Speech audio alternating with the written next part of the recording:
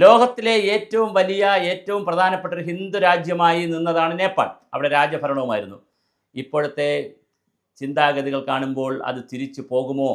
Communist party ഭരിക്കാൻ വന്നിട്ട് ആളുകളുടെ സ്വാതന്ത്ര്യം എടുത്തു, ആളുകളെ ഉപദ്രവിച്ചു, ചെറുപ്പക്കാരുടെ സ്വാതന്ത്ര്യം എടുത്തു. ഇൻസ്റ്റഗ്രാമും സോഷ്യൽ മീഡിയയും ഫേസ്ബുക്കും അതുപോലെ തന്നെ വാട്സപ്പും ടെലഗ്രാമും എല്ലാം എക്സും എല്ലാം പിൻവലിച്ച് വലിയ വിവാദങ്ങൾ ഉണ്ടാക്കിയപ്പോൾ അഴിമതി നടത്തിയത് കൊണ്ടാണ്. അഴിമതി ഇൻസ്റ്റഗ്രാമിൽ വന്നപ്പോഴാണ് അവർ വിളവുണ്ടാക്കിയത്. ആദ്യം അഴിമതി നടത്തുന്നു, അഴിമതി ജനങ്ങൾ ഷെയർ ചെയ്തപ്പോൾ അവരെ ആ ഷെയർ ചെയ്യാനുള്ള മീഡിയത്തെ ഇല്ലാതാക്കുന്നു. പക്ഷേ എന്തായാലും വലിയ തോതിലാണ് നേപ്പാളിൽ കാര്യങ്ങൾ നടക്കുന്നത്, കലാപം നടക്കുന്നത്.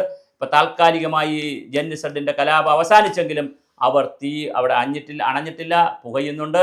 ആ പുകച്ചിലിൽ നിന്ന് അന്താരാഷ്ട്രീയ തലത്തിൽ വരുന്ന വാർത്ത, ജിയോ പൊളിറ്റിക്സ് പഠിക്കുന്നവർ കാണുന്ന വാർത്ത, അല്ലെങ്കിൽ അത് വിശകലനം ചെയ്യുന്നവർ കാണുന്ന ഒരു കാഴ്ചപ്പാട്, നേപ്പാൾ വീണ്ടും ഹിന്ദു രാഷ്ട്രമായി രാജഭരണത്തിലേക്ക് പോകാനുള്ള എല്ലാ സാധ്യതയുമാണ് കാണുന്നത്. നേപ്പാൾ തിരിച്ചു പോകും, നേപ്പാൾ തിരിച്ചു പോയി രാജഭരണത്തിലേക്ക് പോകും. അതുപോലെ തന്നെ അത് തീർച്ചയായും ഒരു ഹിന്ദു രാഷ്ട്രമായി വീണ്ടും വരാനുള്ള സാധ്യത കാണുന്നുണ്ട്. കമ്മ്യൂണിസ്റ്റ് രാഷ്ട്രം എന്നുള്ളത് പേര് മാറി, കമ്മ്യൂണിസ്റ്റ് ഭരണകൂടം എന്നുള്ള പേരെല്ലാം പോയി വീണ്ടും ഹിന്ദു രാഷ്ട്രമാകാനുള്ള സാധ്യതയിലേക്ക് പോകുന്നു എന്നുള്ള അന്താരാഷ്ട്ര റിപ്പോർട്ടുകൾ വന്നുകൊണ്ടിരിക്കും. ഇതിൻ്റെ ശരികൾ തെറ്റുകളും നമുക്കറിയത്തില്ല.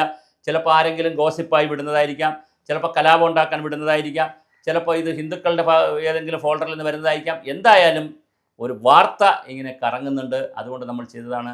രാജഭരണം തിരിച്ചു വരും എന്നുള്ള നിലയിലാണ് നിഗമനങ്ങൾ പോകുന്നത്. ഹിന്ദു രാഷ്ട്രമായി മാറും എന്നുള്ള നിഗമനങ്ങൾ നേപ്പാളിൽ നിന്ന് വരുന്നു. എന്തായാലും 2026 മാർച്ച് 5 നേപ്പാളിൽ തെരഞ്ഞെടുപ്പ് പ്രഖ്യാപിച്ചിട്ടുണ്ട്. അതുകൊണ്ട് തന്നെ തെരഞ്ഞെടുപ്പ് നടക്കാൻ സാധ്യതയുണ്ട്. പക്ഷേ അതിനിടയിൽ മാർച്ച് 5 എന്ന് പറയാൻ ഇനി മാസങ്ങളുണ്ട്. ഒക്ടോബർ, നവംബർ, ഡിസംബർ, ജനുവരി, ഫെബ്രുവരി, മാർച്ച് 6-7 മാസമുണ്ട്. അതിനിടയിൽ കലാപം വീണ്ടും നടക്കുമോ? തീർച്ചയായിട്ടും രാജഭരണത്തിലേക്ക് പോകുമോ? ഭരണഘടനയുടെ രൂപം മാറുമോ? എന്തായാലും നേപ്പാൾ നമുക്ക് തരുന്നത് നല്ല ലക്ഷണങ്ങളല്ല. തീർച്ചയായിട്ടും അവിടെ ഒരു ജനാധിപത്യത്തിലേക്ക് പോയി, ഒരു നല്ല ജനാധിപത്യ ഗവൺമെൻറ് കമ്മ്യൂണിസ്റ്റ് പാർട്ടിയുടെ നേതൃത്വത്തിലൊക്കെ വന്നിട്ടും അതവർക്ക് കൊണ്ടുപോകാൻ കഴിഞ്ഞില്ല എന്നുള്ളത് വീണ്ടും ജനങ്ങളാണ് വലുത് എന്നാണ് തെളിയിക്കുന്നത്. ശരി തെറ്റുകൾക്കപ്പുറം, ന്യായ അന്യായങ്ങൾക്കപ്പുറം ജനങ്ങൾ വളരെ ആവേശത്തോടുകൂടി സമരം ചെയ്തിരിക്കുന്നു. ആ സമരത്തെ നമുക്ക് കാണാതിരിക്കാനാകില്ല. ജനമാണ് ജനാധിപത്യത്തിൽ വലുതെന്ന് ഒരിക്കൽ കൂടി നേപ്പാൾ തെളിയിക്കുന്നു. ആ തെളിയിക്കലിൽ നേപ്പാൾ രാജഭരണത്തിലേക്ക് പോകുമോ? വീണ്ടും ഹിന്ദു രാഷ്ട്രം ആകുമോ?